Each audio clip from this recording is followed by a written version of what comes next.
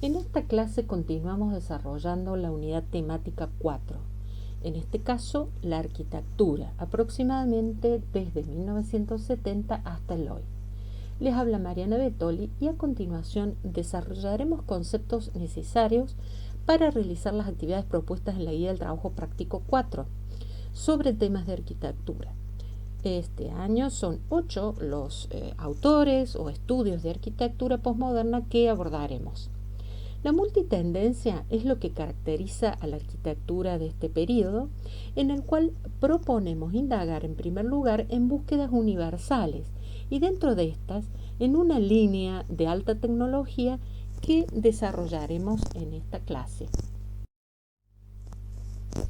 Les propusimos reflexionar sobre ciertos megatemas de la civilización contemporánea que atraviesan el periodo 1970 a hoy, acerca de lo cual estuvieron leyendo y discutiendo la semana del 17 de septiembre. Con estas miradas ustedes atravesarán el estudio de autores y obras de la arquitectura posmoderna desde 1970 a hoy. Megatemas como la sustentabilidad o sostenibilidad, también desarrollo sostenible, como se menciona en los Objetivos de Desarrollo Sostenible promovidos por las Naciones Unidas.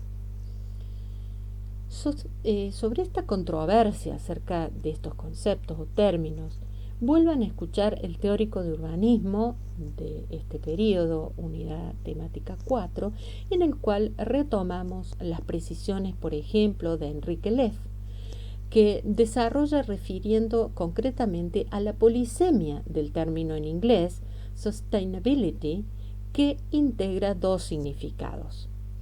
Sobre las lecturas recomendadas u otras aportadas por cada uno de ustedes o por cada grupo, nos preguntamos: ¿cuál es el estado de la cuestión respecto a una toma de conciencia de la crisis ambiental en la cual estamos inmersos? ¿Cuál es el rol de nuestras disciplinas en su remediación? ¿Qué otras preguntas surgen en relación a lo antes mencionado?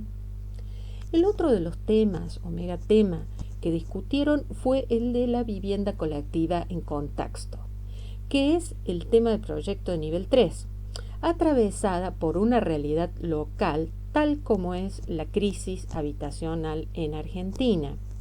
Una crisis que nos interpela como proyectistas y si bien en esta materia estudiamos contenidos propios de la arquitectura internacional, la idea es preguntarnos, por ejemplo, en qué medida el autor o autores estudiados leen su contexto de época y lo traducen a modos de proyecto para la vivienda colectiva, o qué buenos modos de proyectos podemos traducir también nosotros a nuestra realidad local. ¿Qué otras preguntas surgen en relación a lo antes mencionado?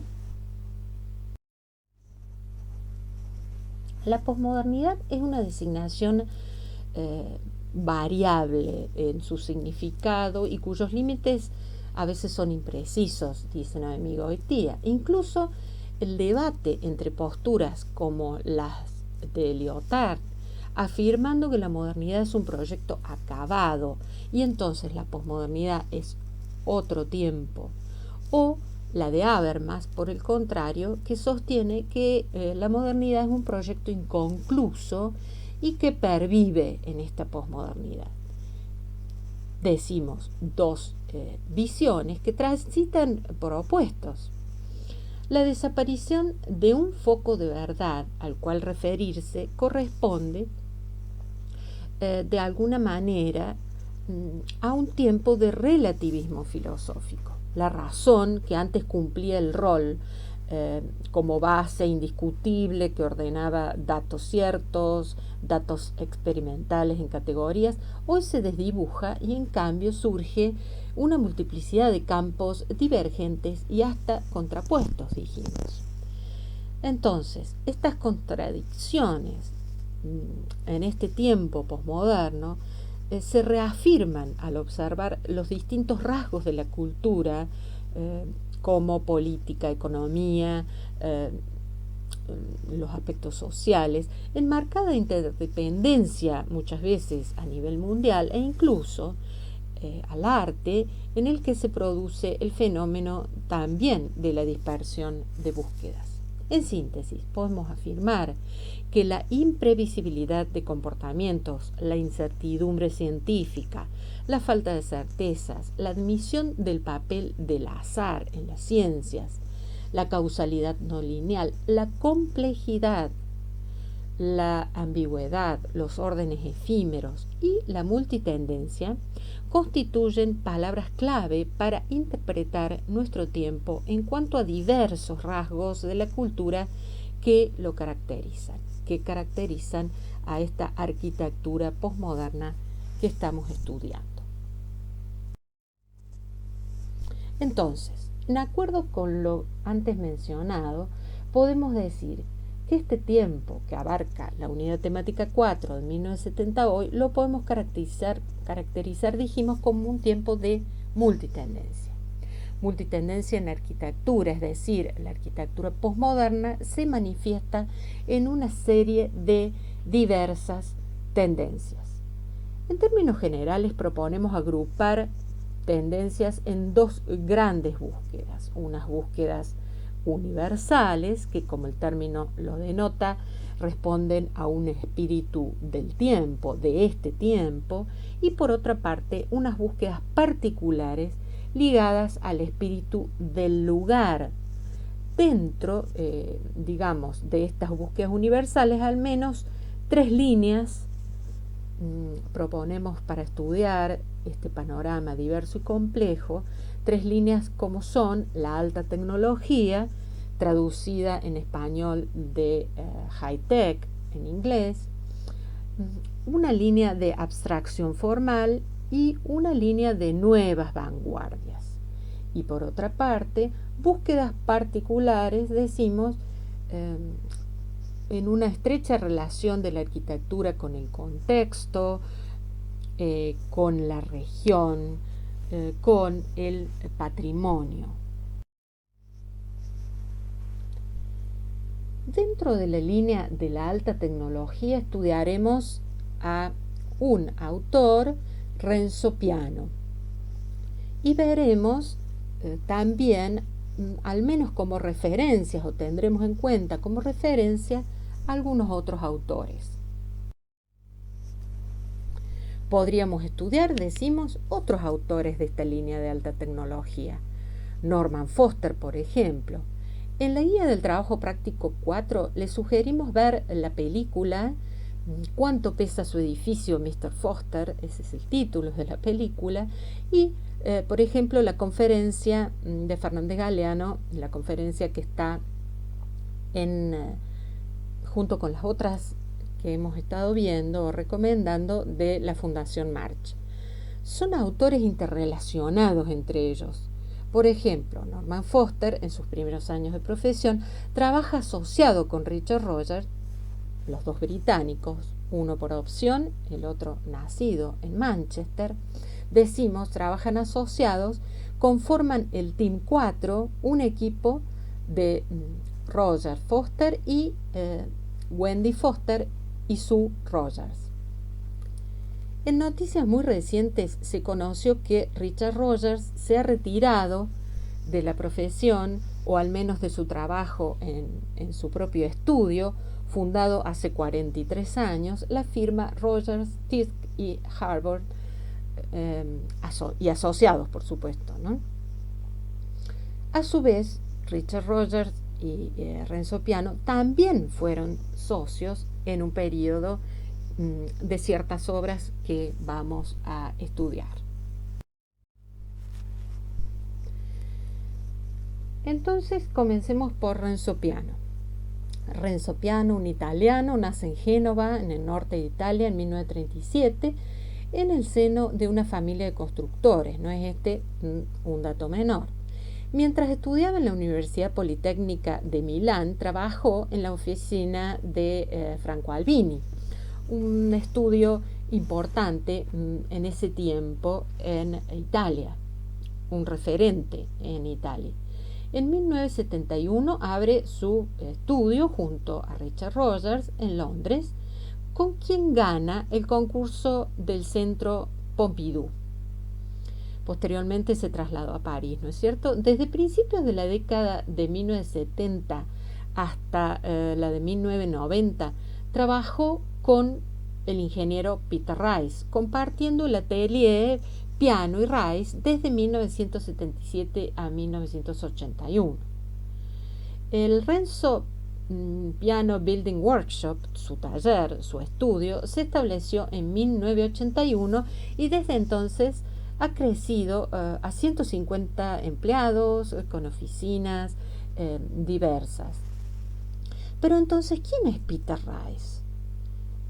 Peter Rice, un ingeniero estructural irlandés especializado en estructuras de acero particularmente, participó en algunos de los proyectos más notables de la arquitectura de mitad y finales del siglo XX. Trabajó en el estudio Obearup and Partners y asociados, un estudio muy grande de calculistas de estructuras, y su primer encargo allí en Obearup fue la solución para la cubierta de la ópera de Sydney, la obra de Hudson. También recibe importantes premios como la medalla de oro del Riva en 1992. No es casual que trabaje Renzo Piano con un ingeniero calculista de estructuras como Peter Rice, dado el interés puesto en la resolución tecnológica. Otra cuestión interesante a tener en cuenta es la magnitud de obras que proyecta Piano en este taller, que demanda sin duda, como decimos, equipos de proyecto de especialistas tanto en estructuras, en instalaciones, en acústica, ingenieros ambientales, etc. Digamos, ellos mismos ponen en valor este número que conforma el equipo actualmente de Renzo Piano Building Workshop. Su obra se caracteriza por una peculiar combinación de técnica, contexto y programa, un apego material a la articulación, a los ensambles. Cada edificio resulta ser una idea y un detalle. Van a ver dibujadas una y mil veces estas ideas en los legajos o todos los elencos gráficos que vayan encontrando. Algunos teóricos lo definen como un artesano moderno, ya que los fundamentos de su obra son la construcción, la experimentación y la colaboración en equipos técnicos, dijimos. En palabras del propio Renzo Piano, cuando dice: la tecnología es como un autobús o un ómnibus para nosotros, solo me subo si va en la dirección que deseo. Es decir, la tecnología no como un fin en sí mismo, sino como un medio para lograr la arquitectura que de alguna manera está pensando. En cuanto a la información sobre su trayectoria, obras, proyectos, hay que recurrir en primer lugar a las páginas web de estos autores, ¿no es cierto? En particular, Renzo Piano tiene dos páginas web: la página más difundida, la que le mostrará a sus clientes, Renzo Piano Building Workshop, y otra página de su fundación, la Fondazione Renzo Piano, donde están desarrollados los legajos técnicos, o un acceso al menos a bastante material de los legajos técnicos, fotos de maquetas, fotos de obra, detalles de cada uno de estos ensambles, articulaciones y cada una de estas, digamos, pequeños dibujos que se van desarrollando en el desarrollo mismo del proyecto o de la obra. Decimos en particular que la obra de Renzo Piano será interesante plasmarla, digamos, en esta trama de autor que construirán colectivamente, y donde hacer constar estos vínculos diversos con arquitectos, con arquitectas, con clientes, en poder así comprender esta interacción del mundo 2 del autor, ¿verdad? Si hablamos de una obra fundante de esta línea, lo mencionamos, de esta línea de alta tecnología, hablamos del Centro Georges Pompidou, obra de Renzo Piano y de Richard Rogers. Resultaron ganadores del concurso internacional para este centro cultural en pleno centro histórico de París. Lo notable fue su decisión de proyecto, que vemos en las fotos, de concentrar las actividades propuestas en el programa del concurso en un prisma de base rectangular que deja libre casi el 50% del predio previsto para esta obra, generando una plaza, un espacio público ganado a la ciudad en medio de este tejido denso del centro de París. Lo vemos en la foto arriba a la izquierda. Un edificio cuya piel es la propia resolución tecnológica, no solo de la estructura, sino de las instalaciones. Vemos allí en la foto de abajo a la derecha las tuberías, los núcleos de escaleras de servicios, hasta un volumen de sección semicircular que alberga las escaleras mecánicas, este tubo transparente que recorre la fachada principal sobre la plaza, destacándose como un artefacto en la propia piel del edificio. Un edificio de 90.000 metros cuadrados, cuya casi mitad, digamos un 50%, es accesible al público. Un espacio para la cultura en pleno corazón de París, la capital de Francia, un impacto en múltiples sentidos. La estructura de esta nave de grandes luces se resuelve con 14 pórticos metálicos que generan a su vez 3 tramos, ¿verdad? La luz interior de la viga metálica, lo vemos ahí abajo a la izquierda, en el espacio interior. Esa luz son aproximadamente 48 metros, ampliada con estas ménsulas o gerbeteras metálicas que vemos arriba a la izquierda, que, digamos, de alguna manera disminuyen el momento flector en el tramo, pero a su vez necesitan ser tensadas desde sus extremos, como vemos en la foto de la derecha. Las capas de la fachada están configuradas entonces por una trama de tensores exteriores que a su vez resuelven la estructura frente a las cargas horizontales del viento, por ejemplo, y alberga instalaciones para luego sí llegar a un plano vidriado que cierra, hermetiza, digamos, el espacio interior. Cuando William Curtis refiere a este edificio, dice que Piano y Rogers proyectaron un edificio como un hangar utilitario, sostenido por un armazón, una mega estructura de tubos de acero. En ese sentido, podría decirse que esta imagen estaba en deuda con las utopías del Archigram, de las utopías de los años 60, el Archigram, el equipo británico, de la década anterior. Y se suponía también que implicaba apertura y pluralismo esta sede institucional, ¿no es cierto? Una institución popular más que un palacio de la cultura. Si de grandes luces se trata, el aeropuerto de Kansai en Osaka, Japón, de 1988, es otro de los tantos ejemplos en esta línea de la alta tecnología, resultado también de un concurso internacional. La construcción es llevada a cabo en muy poco tiempo, en 38 meses, lo cual supuso una cantidad importante de trabajadores dedicados a la obra, obviamente. Debía levantarse sobre una isla artificial, como estamos viendo en estas fotos aéreas,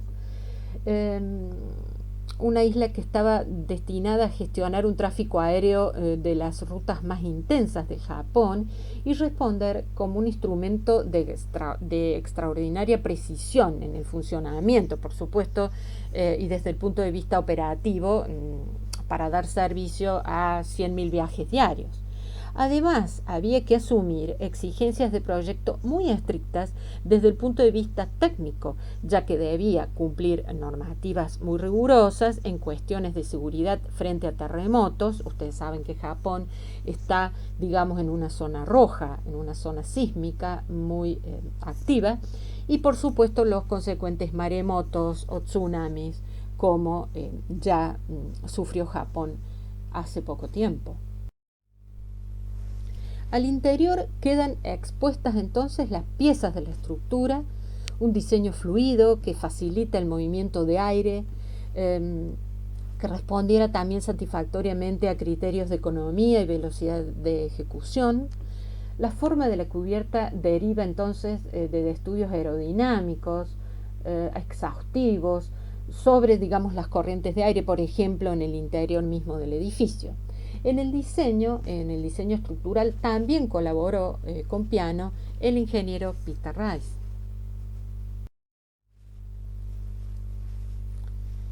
En otros términos, un edificio que se proyecta y se construye durante las negociaciones de la independencia del territorio francés de Nueva Caledonia y a petición del gobierno de la metrópoli, que se comprometió a construir en Oumea un centro dedicado a la memoria del líder político Jean-Marie Tigbayou, asesinado en 1989, un centro destinado a la promoción de la cultura local, la cultura kanaka. El complejo cultural se compone de 10 casas o cabañas, todas ellas de diferente tamaño y función. Se trata de un verdadero pequeño poblado que cuenta con sus propios caminos peatonales internos, espacios verdes públicos en contacto directo con el océano, como ven en la foto aérea. El programa incluye espacios destinados a exposiciones permanentes y exposiciones temporales. Contiene un auditorio, como ven allí en la planta, un anfiteatro, como ven en la foto aérea, un grupo de cabañas o casas, dijimos, donde se distribuyen los espacios de administración, investigación, una biblioteca, una sala de conferencias. Y estas cabañas, decimos, contienen a su vez actividades para difusión de la cultura local, como música, danza, pintura, escultura tradicional. En esta región, las construcciones vernáculas, que las pueden ver, las pueden googlear, nacen de una intensa comunión con la naturaleza. En ellas se emplean materiales perecederos y se implantan sobre el territorio de una manera fragmentada. Renzo Piano las asume como referencias a estas construcciones vernáculas. Se utilizaron en esta obra materiales y sistemas constructivos tradicionales. También se impuso el respeto a elementos naturales y materiales naturales como el corcho y la madera de Iroko, una madera local, si bien también se emplea el acero y el vidrio y los detalles de alta tecnología para construir estas casas que estamos viendo, ¿no es cierto?, en el cual Renzo Piano trabaja de un modo tal que logra expresar esa tradición del Pacífico, evocándola sin copiarla. Un lenguaje contemporáneo, ya que el principal reto justamente del proyecto consiste en hacer un homenaje a la cultura local desde el respeto a su historia, tradiciones, a su pasado, así como a su sensibilidad respecto a elementos naturales como el viento, la luz, la vegetación, contemplados maravillosamente en el proyecto contemporáneo de Renzo Piano, como lo estamos viendo. En esta obra entonces está fuertemente claro el compromiso con la región, con el contexto, con las memorias tangibles e intangibles de un lugar, al punto de poder afirmar y dejar planteada la pregunta sobre si es este un proyecto que más bien responde entonces a búsquedas particulares.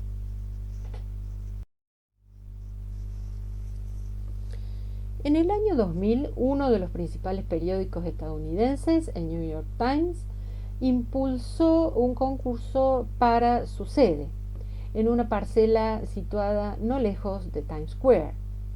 La idea es ligereza y transparencia para una torre de 52 plantas, resuelta con una forma sencilla y primaria que deriva de la malla urbana del propio Manhattan. Una piel de vidrio extra claro que se combina con una segunda capa de cilindros cerámicos horizontales dispuestos y separados entre sí, a la vez que sujetos a una superestructura de acero y separados a una distancia de 30 a 60 centímetros del plano de la fachada vidriada. Este muro cortina proporcionará un alto grado de eficiencia energética y conseguirá variaciones cromáticas dependientes, por ejemplo, del estado atmosférico, más azulado tras la lluvia, rojo brillante al atardecer, como lo estamos viendo en la foto. Para la circulación vertical, además de los 28 sensores, las personas utilizarán las escaleras situadas en las fachadas laterales, no en la fachada principal que da a la avenida, sino en las fachadas laterales.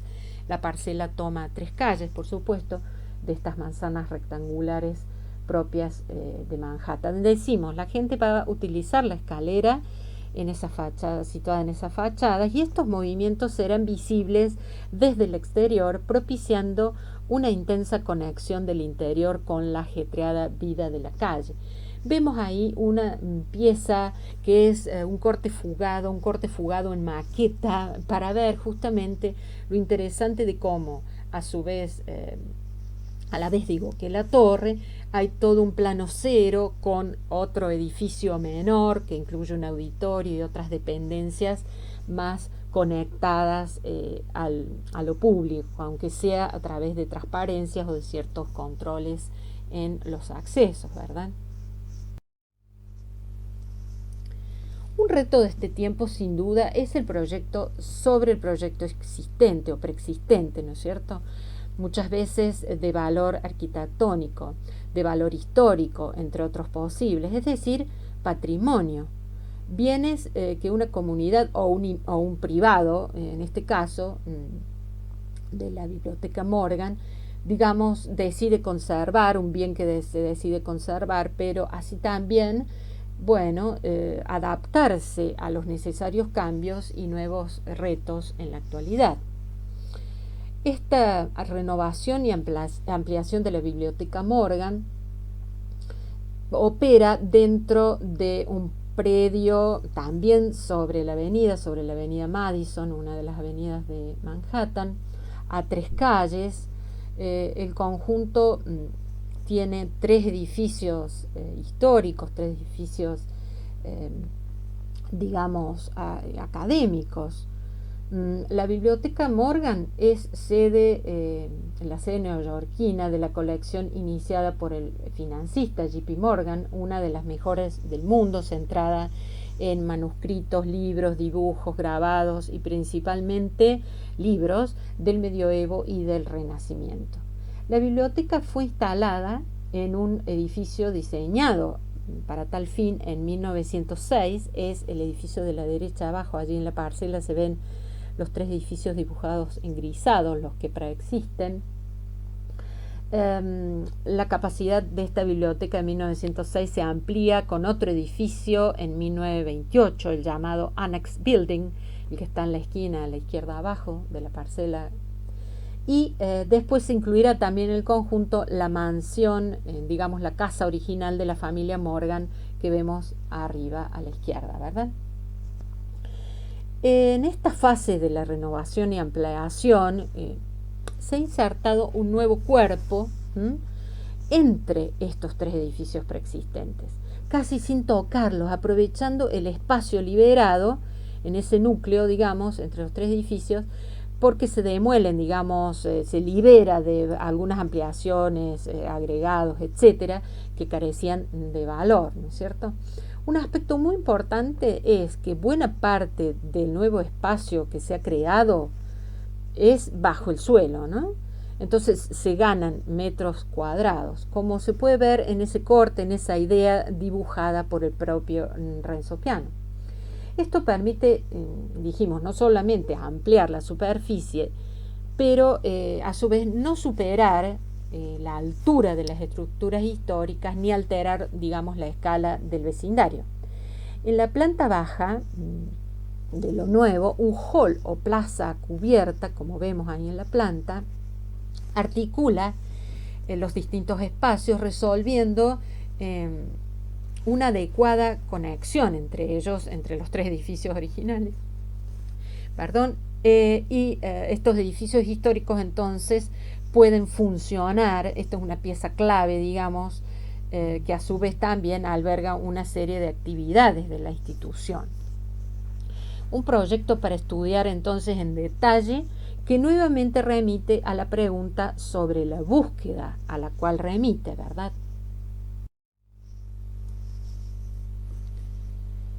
Entonces, cerrando, esta arquitectura de la posmodernidad, de los 70 hoy, decimos cuya palabra clave que la define es una multitendencia, no podemos menos que puntualizar algunas cuestiones.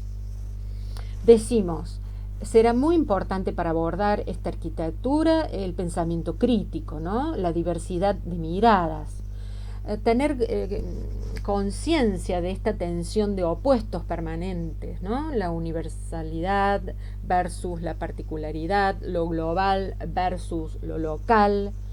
Estar atentos a cuándo es pertinente o no pertinente rotular, quiere decir encasillar una obra o un autor dentro de una determinada línea. Está claro con lo que hemos visto que a Renzo Piano no se lo puede encasillar en la línea de la alta tecnología exclusivamente, porque evidentemente hay otros rasgos que permiten obra a obra ir pensando y caracterizando y de una manera crítica, pudiendo entender a través, por ejemplo, de adjetivar y caracterizar entonces esta posmodernidad en la obra de los diferentes autores.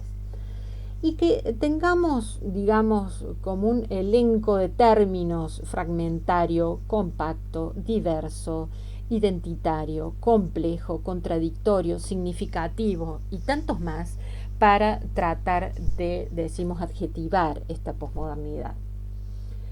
Las buenas lecciones de la modernidad también estarán presentes, ¿no? Un poco en sintonía con Habermas, pensando que esta modernidad es un proyecto inconcluso que pervive en la posmodernidad. Entonces habrá también que tener en claro que esas buenas lecciones perviven, sobre todo muy atentos al espacio, a un espacio complejo y a la materialidad también en este mismo tono de complejidad, a su vez ambos, digamos, siendo como parámetros protagonistas de este tiempo, de esta arquitectura posmoderna de los 70 a hoy.